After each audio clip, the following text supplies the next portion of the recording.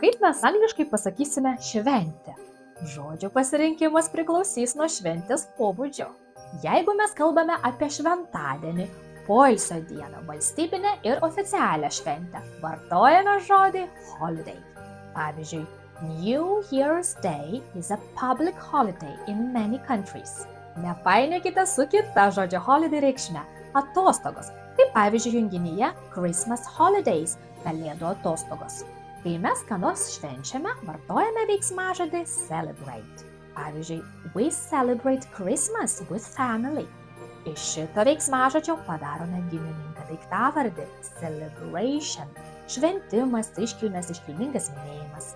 Šį žodį vartojame, kai kalbame apie ypatingą renginį, kurį žmonės organizuoja, norėdami ką nors paminėti. Tarkime, our New Year's celebration starts at midnight.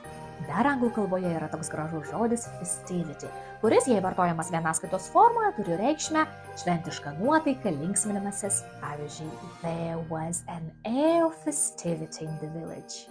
Tačiau dažniau žodis festivity vartojamas daugiskaitos formoje ir tuomet festivities reiškia iškilmes, šventinius renginius. Pavyzdžiui, join the festivities tonight. O kalbant apie didesnę šventę, festivalį, muzikinį arba kultūrinį renginį, galime vartoti žodį festival. Pavyzdžiui, there is a winter festival in the city. Na, o jeigu kalbame apie mažesnį šventinį susibūrimą, pobūvį, pokylį, vakarėlį, vartojame žodį party. Pavyzdžiui, we are going to have a big wedding party. Happy holidays to you all! Linksmų švenčių jums visiems!